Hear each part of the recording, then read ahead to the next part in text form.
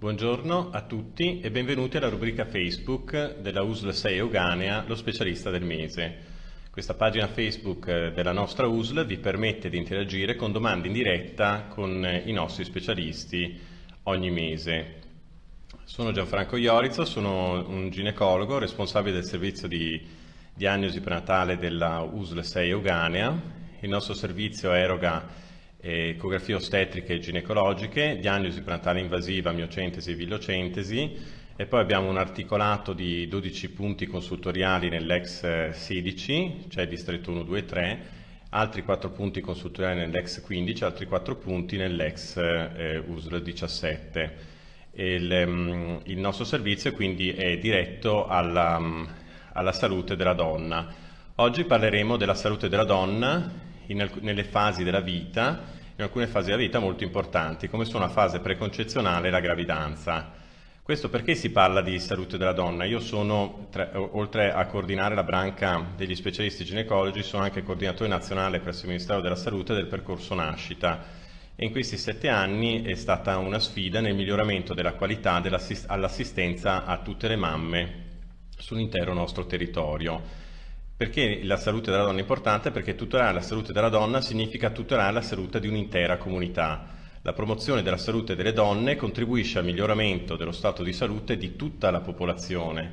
Tant'è vero che l'Organizzazione Mondiale della Sanità, per misurare un sistema sanitario, per misurare qualità, efficacia e equità del sistema sanitario, misura lo stato di salute della donna. E questo io lo trovo straordinario perché viene chiaramente definito anche dall'OMS che la donna non solo è al centro della famiglia, ma è al centro della comunità, è al centro della popolazione, è al centro della nazione intera. Come sono queste mamme del terzo millennio, le future mamme del terzo millennio? Sono mamme multitasking, sono mamme manager, mamme lavoratrici, gestiscono la famiglia, tutto. La mamma è un po' cambiato sotto alcuni profili perché a differenza di una ventina di anni fa appena, l'età media delle mamme si è spostata un po' in avanti e quindi circa il 63% della popolazione italiana affronta la gravidanza tra i 30 e i 39 anni e in questa regione l'età è lievemente superiore, cioè questa quota di donne dai 30 ai 39 anni raggiunge quasi il 65-66%, con un'età media con cui uno affronta il primo figlio in Italia di circa 33 anni e rispetto alla popolazione migrante che affronta la prima gravidanza ha un'età media di circa 30 anni. Questa età media nella nostra regione si è spostata a quasi a 35 anni per diversi fattori. La nazionalità dei nostri bambini che nascono in Italia, abbiamo circa 480.000 bambini, di cui 38.000 nascono in Regione Veneto. Nell'80% dei bambini alla mamma una nazionalità italiana, nel 20% fa parte della popolazione migrante. La popolazione migrante in Italia è divisa più o meno nel 10%, nella metà della quota in popolazione europea dell'Est Europa e l'altra metà sono africane, asiatiche e il resto del mondo. Questo ha cambiato un po' il setting che noi ginecologi ci troviamo ad affrontare con età diverse, popolazione migrante, una popolazione multietnica e quindi noi cerchiamo di migliorare i nostri obiettivi come una sfida continua. Prima della gravidanza dobbiamo promuovere assolutamente degli stili di vita corretti. Gli stili di vita corretti abbiamo una serie di strumenti come Genitori Più, che c'è anche un sito www.genitoripiù.it.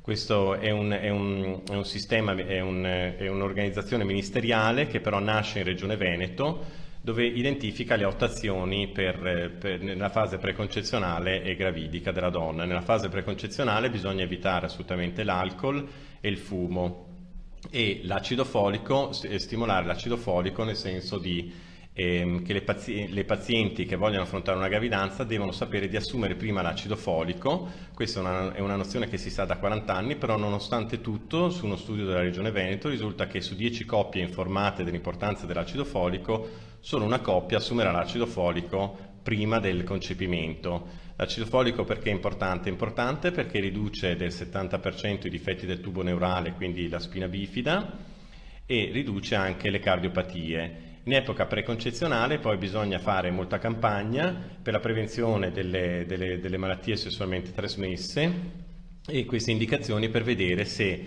la paziente può avere delle patologie che possono essere ereditate dai propri figli. Quindi i sistemi, in internet ci sono questi siti oltre a Genitori Più, ma anche pensiamoci-prima.net. Il sistema nazionale sanitario nazionale e regionale garantisce equità degli accessi e una gratuità alle donne non solo in fase di gravidanza ma anche in fase preconcezionale. Tant'è vero che anche abbiamo un decreto ministeriale che esiste da 20 anni, che è stato di recente rinnovato. Voi lo trovate perché se scrivete in rete DPCM, che vuol dire Decreto di Presidenza del Consiglio dei Ministri 12.1.17, allegato 10A, vi potete trovare quali sono gli esami del sangue che sono gratuiti, offerti a tutta la popolazione in età fertile che decide di affrontare la gravidanza. E quali esami sono? Sono intanto il gruppo sanguigno, il gruppo AB0 con l'RH, perché il fattore RH è importante nel caso che la mamma sia RH negativa e il partner RH positivo. Ci può essere un'incompatibilità di gruppo. Questa incompatibilità di gruppo non abbiate paura, l'incompatibilità di gruppo avviene solo nella seconda gravidanza, cioè nella prima gravidanza io ho il contatto con questi, se sono un RH negativo, con questi antigeni provenienti dall'RH positivo eventuale del feto, produco degli anticorpi e questi vanno monitorati con un test che si chiama test ICUMS indiretto e quindi è esente, gratuito, con codice di esenzione 400. Può essere prescrivibile non solo dal medico di famiglia ma anche dallo specialista, il gruppo sanguigno AB0, l'RH e il test ICUMS indiretto. Poi nella gratuità c'è anche la ricerca delle emoglobine anomale, perché in alcune regioni, come anche la nostra, in particolare nel Polesine, c'è una patologia che si chiama anemia mediterranea o talassemia minor. Questa patologia è una patologia dell'emoglobina e se uno è portatore di questa emoglobinopatia e trova un partner anch'esso portatore, hanno il 25% di rischio di avere un figlio affetto da patologia maggiore che si chiama talassemia major o morbo di Cooley. Anche per il partner ci sono alcuni esami del sangue, quindi anche il partner potrà fare il suo gruppo sanguigno B0 e anche lui, nel caso che la ricerca delle emoglobine sia anomale, sia patologica nella mamma, viene offerta gratuitamente la ricerca delle emoglobinopatie anche per il partner. E questo è un decreto che è stato rinnovato di recente, ma in realtà c'è da 20 anni, viene usato pochissimo, è scaricabile, tutti i medici ne sono a conoscenza, però da parte del paziente, nonostante oggi si pianifichi chiaramente la gravidanza, non vengono fatte queste accortezze che sono banali, quindi gli stili di vita corretti, l'acido folico e fare gli esami del sangue. La gravidanza poi è un evento, quando si instaura, assolutamente fisiologico. Le gravidanze vengono divise in gravidanze a basso rischio e gravidanze ad alto rischio.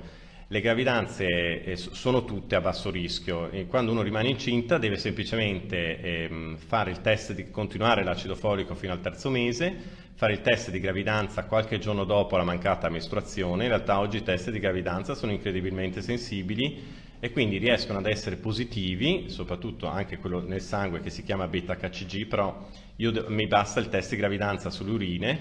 Si può fare già dal 7° giorno del presunto concepimento su sangue e 10-14 giorni dopo il presunto concepimento sulle urine. Il test di gravidanza, quando uno ha il test di gravidanza, cosa deve fare la mamma? Deve andare dal medico di famiglia o dallo specialista. Il medico di famiglia prescriverà gli esami del sangue del primo trimestre, anche questi sono gratuiti, e poi può rivolgersi allo specialista. Noi offriamo un servizio gratuito a tutte le donne per seguirle in gravidanza attraverso i nostri sistemi sia ambulatoriali che consultoriali di tutta la USL 6 Euganea, e quindi si hanno diverse possibilità di accesso ai servizi. I nuovi esami del sangue, sempre scritti in questo decreto del 12 gennaio 2017, hanno aperto alcune possibilità, cioè hanno migliorato il vecchio decreto e hanno inserito nuovi esami del sangue. Questi esami del sangue nel primo trimestre sono facili, sono sempre il gruppo sanguigno, il gruppo RH, il test ICUMS indiretto, la rosolia. Perché è importante la rosolia? La rosolia si può fare anche in epoca preconcezionale. Oggi la popolazione che nella fascia dei 30 e 39 anni è stata vaccinata per la rosolia, però la futura decade non sarà più vaccinata per la rosolia ed è assolutamente consigliato il vaccino alla rosolia perché l'infezione da arbovirus è molto pericolosa e può provocare pluripatologie fetali. Quindi la rosolia in fase preconcezionale, in caso sia recettiva, si consiglia sempre il vaccino. L'altra cosa che viene fatta è la toxoplasmosi. La sierologia per toxoplasmosi, il toxoplasma è un'infezione che avviene attraverso la trasmissione orofecale. Quindi durante la gravidanza, se una mamma è toxorecettiva, lei dovrà ripetere la toxoplasmosi ogni circa 40 giorni. E adesso aggiorno un attimo la pagina per vedere in diretta però non lo vedo. La toxoplasmosi viene aggiornata vi deve essere ripetuta ogni 40 giorni perché il toxoplasma, come può essere trasmesso? Bisogna lavarsi sempre bene le mani, lavare le verdure in modo accurato, possibilmente con la mucchina diluita al 5%. La mucchina diluita al 5% è quella adeguata e appropriata, il bicarbonato no. Poi bisogna evitare la carne poco cotta e gli insaccati. La via di trasmissione oggi della toxo non è le feci del gatto, sono sì le feci del gatto perché il gatto è un vettore della toxoplasmosi, però la via di trasmissione è la carne cruda. La carne cruda è la prima causa di infezione da toxo.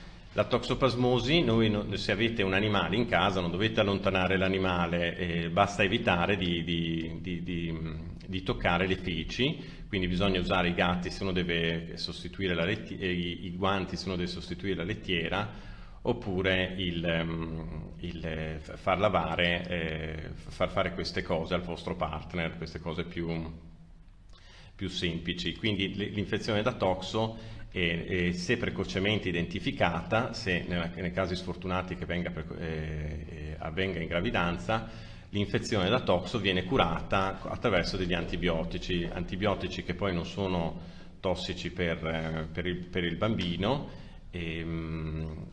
però prevengono la patologia. Va bene anche.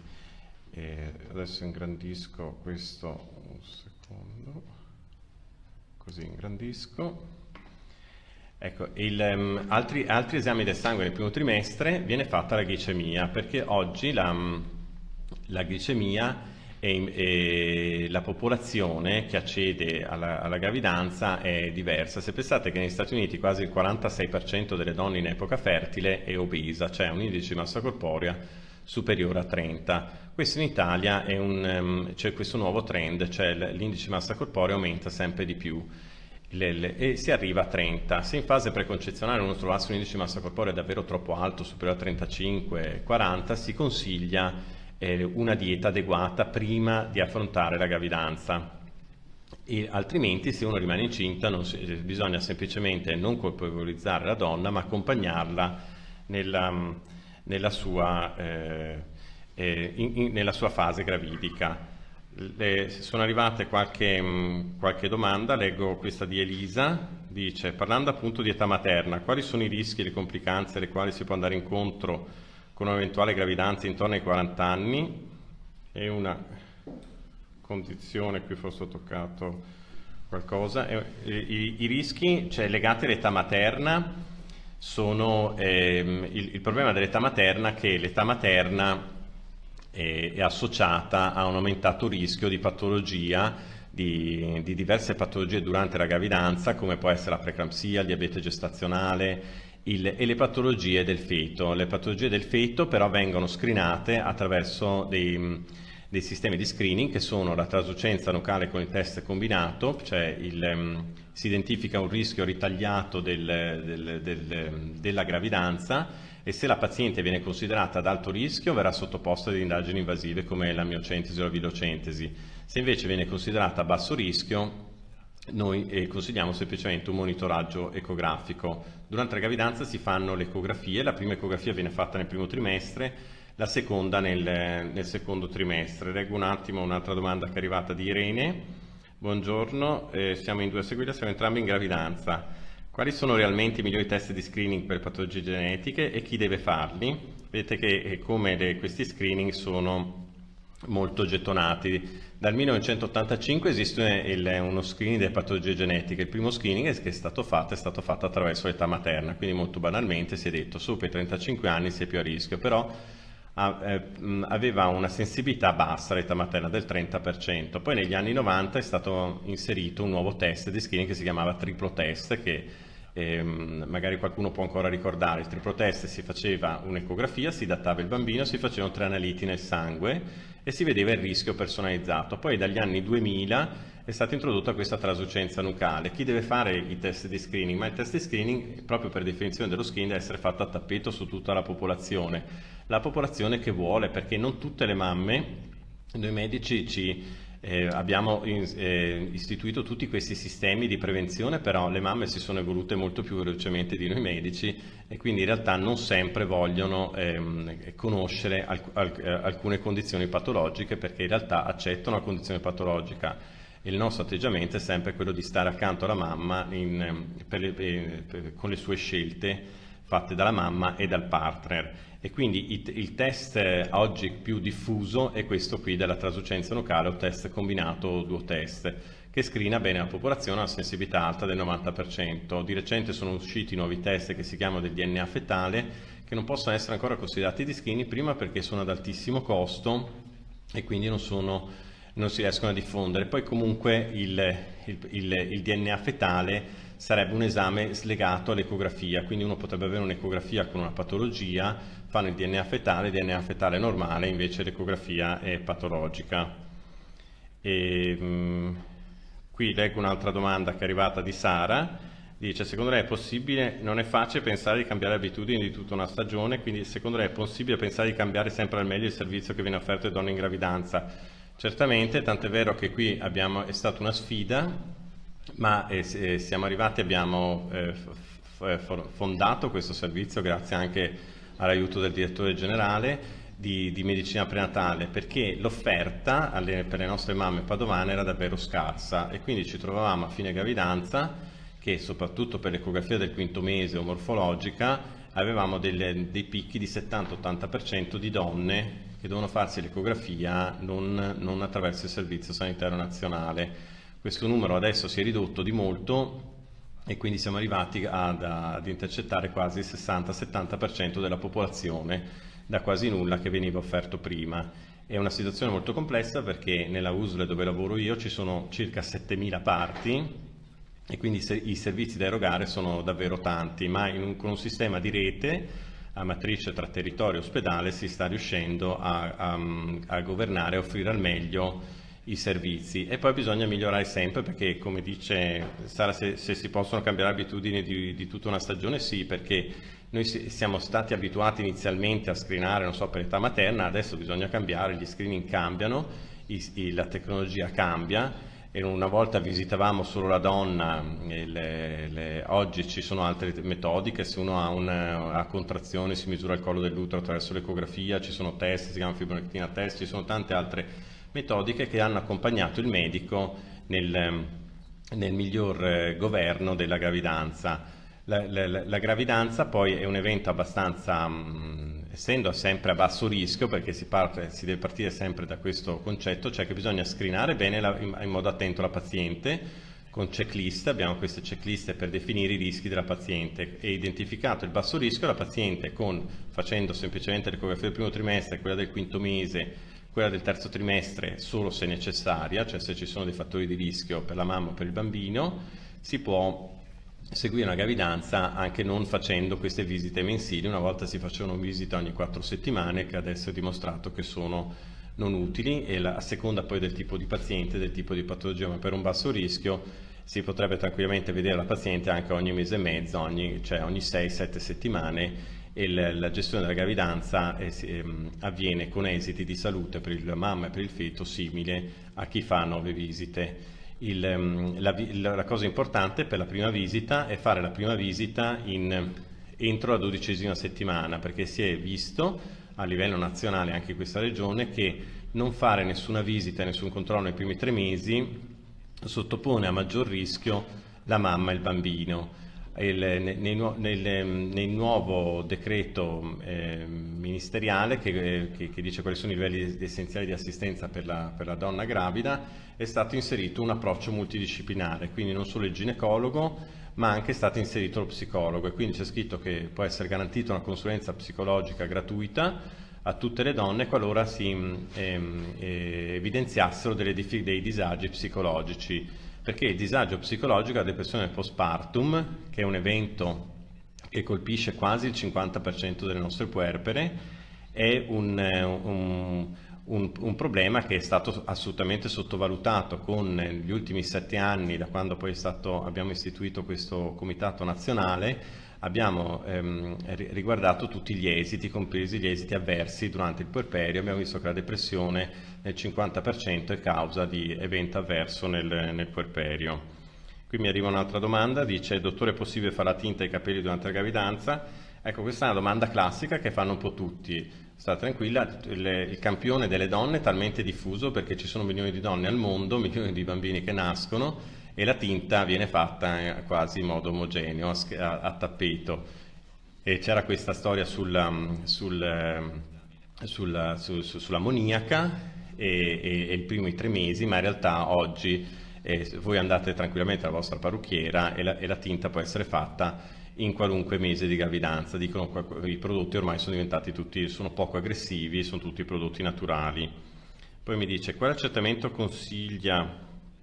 E mi arriva un'altra domanda da Elisabetta: quale accertamento consiglia all'inizio della menopausa e con quale frequenza fare le visite e il pap test? Ecco, passando a un'altra fase della vita, la menopausa. La menopausa è una definizione, si intende per menopausa l'assenza delle mestruazioni per almeno 12 mesi. Quando uno è entrato nel periodo menopausale ci sono alcuni accertamenti da fare. Gli accertamenti si possono fare anche prima, cioè si fa il dosaggio della vitamina D per screenare l'osteoporosi, perché oggi anche noi maschi, non solo le donne con il calo degli estrogeni, ma anche i maschi hanno un calo di vitamina D perché viviamo in ambienti chiusi, quindi prendiamo sempre meno il sole. Questo calo di vitamina D provoca l'osteoporosi. L'osteoporosi, fatto il dosaggio di vitamina D, si può fare un esame banale che si chiama densitometria ossea sulle vertebre lombari, sulla testa del femore, per capire qual è la quantità di calcio che hanno le nostre ossa, se il calcio a causa della menopausa sta uscendo troppo dalle ossa provocandoci l'osteoporosi. Altra cosa da fare è capire se i sintomi della menopausa, cioè le vampate, le sudorazioni, l'insonnia, le difficoltà ad andare di corpo, la ritenzione idrica, l'aumento ponderale, portano un disagio o un danno al paziente. Solo in quel caso lì si può proporre una terapia ormonale. Altrimenti ci sono altre terapie di sostegno come la soia, che sono circa 15 anni che si è scoperto che la soia migliora questa fase di transito tra la vita fertile e la vita postmenopausale. Mi arriva un'altra domanda che ho scritto: buongiorno, il mio ginecologo privato può seguire il parto?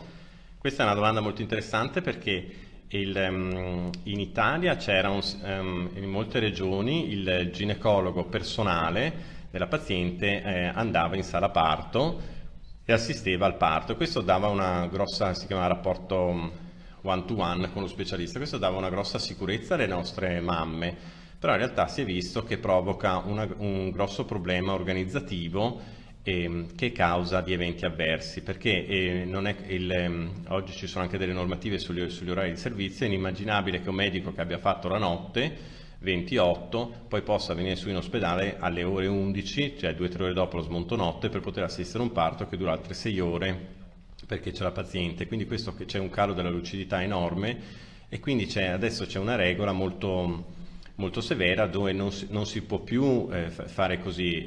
Cioè il parto viene assistito dall'equipe che multidisciplinare che c'è nelle sale parto, nelle nostre sale parto della nostra USL. Abbiamo 5 sale parto e 5 punti nascita, e lì il ginecologo che seguirà il parto non sarà quello che ha seguito la gravidanza. E la presa in carico però della paziente avviene già dall'8° mese, e quindi la paziente accede al punto nascita indice, che vuol dire il punto nascita che ha scelto la paziente per poter partorire. Arriva un'altra domanda, risposto: l'età delle donne in gravidanza è più alta, sono dei benefici integratori da assumere prima del concepimento? Mi chiede Elena. Sì, assolutamente sì, perché l'integratore dietetico, la vitamina che è da assumere è l'acido folico e controllare l'indice di massa corporea, cioè se l'indice di massa corporea ideale sarebbe sotto 25 e sopra 30 sarebbe meglio mettersi la dieta, ma siccome il tempo è molto particolare, uno non può dire vabbè, i prossimi 5 anni faccio una dieta, poi rimango incinta. Quando uno sente il desiderio distinto di avere un bambino, bisogna accompagnarla soprattutto con gli stili di vita, perché sarebbe molto più pericoloso il fumo e l'alcol a tappeto. Poi mi dice, mi arriva un'altra domanda, grazie, abbiamo un'altra domanda. È importante prediligere il parto naturale? Una donna durante la gravidanza può avere dei comportamenti ed abitudini che lo possono favorire?